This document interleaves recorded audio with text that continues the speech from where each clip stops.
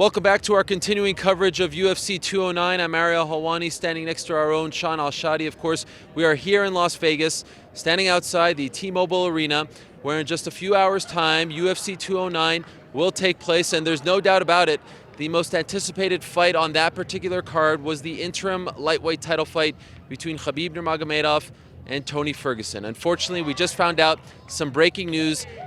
According to the UFC, that fight has been canceled.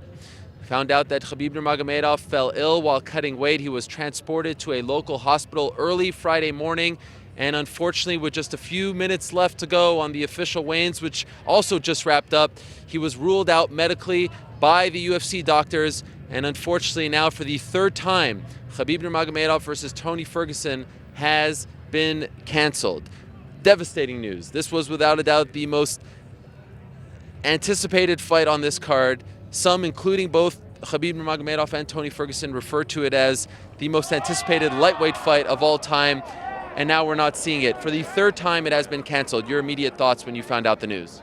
Devastating is the right word, man. This is an utterly devastating blow to a pay-per-view that was already not going to do, big numbers, big business. Now you just took away easily the most important fight of the pay-per-view. What are we left with? We're left with a great, fight between Tyron and Wonderboy, but that's a rematch, and it doesn't seem there's much heat between it. And where do we go now with this lightweight division? I mean, Conor's doing what Conor's doing. It's so tough, man. It's so tough. One day away. Each time this fight gets booked, we get closer and closer to it actually happening, and we can taste it, and then it's just taken away from us less than 24 hours away. Yeah, so a few bits of information to pass along. Unfortunately, as of right now, we have not heard from Khabib Nurmagomedov. His manager, Ali Abdelaziz, who was with him throughout the entire process, was with him at the hospital, gave MMAfighting.com an exclusive statement essentially saying how bad he feels for Tony Ferguson. Yes, there's no love lost between the two, but no one wanted to see this happen, and both of them were very much looking forward to the fight. They created all the buzz leading up to this one. So Ali Abdelaziz sending his apologies to Tony, his team, the UFC, and the rest of the fans who are very much looking forward to the fight. Tony Ferguson has yet to speak to the media, but he did send out a tweet, a very classy one, I thought, telling Khabib to get well soon, and hopefully they'll meet again in the future. The UFC, as far as representatives are concerned, Dana White not speaking about what they plan on doing next. We don't know what the plan is, and we all kind of figured that the winner of this fight would hopefully be in line to fight Conor McGregor next. He is still the lightweight champion. So what do you do if you're the UFC? Because this is the third time that this fight has fallen through. Do you give Tony the shot now against Conor, or do you try to rebook it for the fourth time? That's the money question. It's a tough question because you're right. This was set up so perfectly. These were the two guys, and it was such an obvious two guys. There was no one else that could compete for this. And now what are we left with? I mean, Conor is going to do what Conor's going to do for the next year. Who knows how long he's going to be chasing this Floyd Mayweather fight? Who knows how long the lightweight division is going to be on hold? It's so hard to see this happen, man.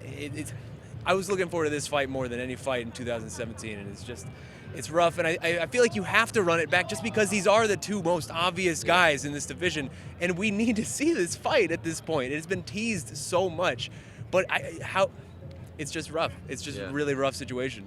We don't know the extent of Khabib Nurmagomedov's illness. We don't know how he's feeling right now. What we do know is that he is back in his hotel room. He is recovering. He was at the hospital for several hours and was released at around 9:30 a.m. Pacific Standard Time. But right now we don't know when he would be able to return. And of course, as you mentioned, we don't know when Conor McGregor will return as well.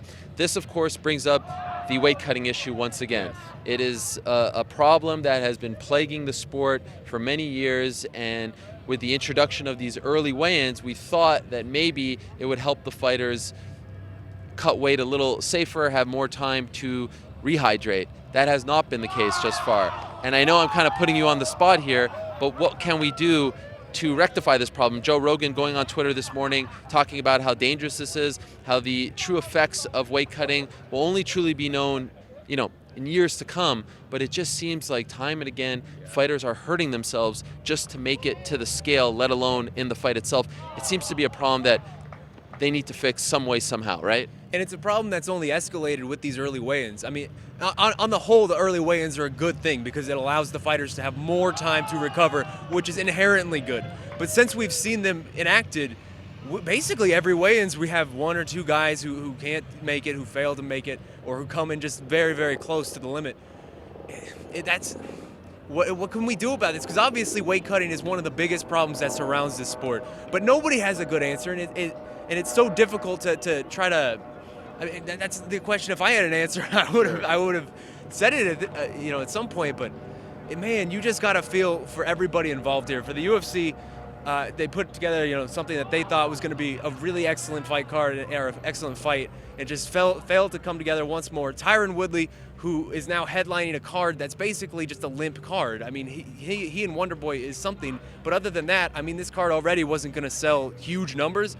But you have to wonder now if this is going to be one of the lowest selling cards of the year. Yeah.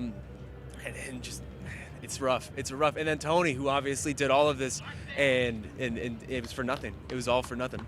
Yeah, these two guys have looked so good as of late. Khabib in particular, 24-0, looking to go 25-0, finally getting an opportunity to fight for a UFC title. Yes, it's an interim title, but hey, they make more money when they fight for a belt. Yeah. And this was a massive opportunity for both of them. Tony Ferguson recently becoming a father.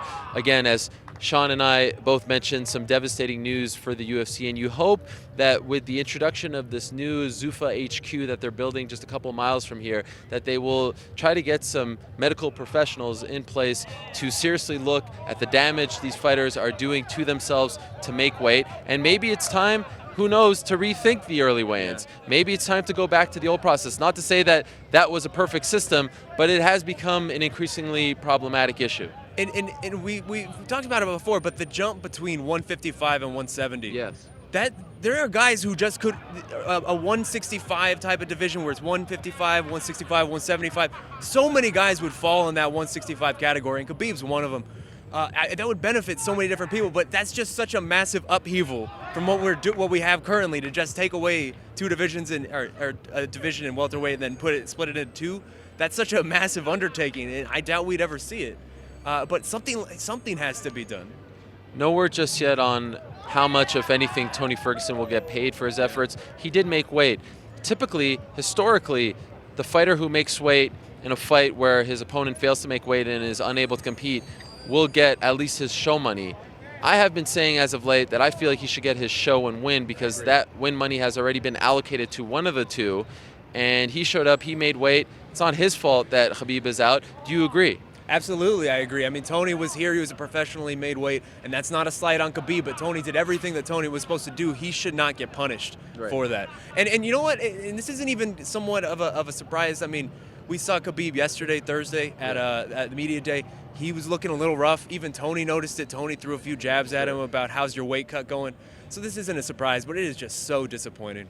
Second time in his UFC career that Khabib fails to make weight. The first time was UFC 160 against Abel Trujillo, although in that occasion, he actually did fight, even though he failed to make weight. This time, he couldn't even get to the scale. We have not seen Khabib Nurmagomedov. So as Sean mentioned, the main event remains intact. It's Tyron Woodley versus Stephen Thompson 2 for the welterweight title. The other fights on the main card, as of right now, Mark Hunt versus Alistair Overeem, Lando Venata versus David Tamor, and Rashad Evans, who successfully made weight in his middleweight debut, his first time weighing in at 185 pounds. He'll meet judo Daniel Kelly. We have yet to find out just yet the fifth fight on the pay-per-view card, the fight that will be replacing the Khabib Nurmagomedov versus Tony Ferguson fight. The other 23 fighters on this card, they all made weight, so no other drama there, although Yuri Alcantara made it with just a couple of seconds left, but he is official as well for his fight against Luke Saunders. So once again, some unfortunate news, some breaking news early Friday morning. Khabib Nurmagomedov unable to make it to the weigh-in scale,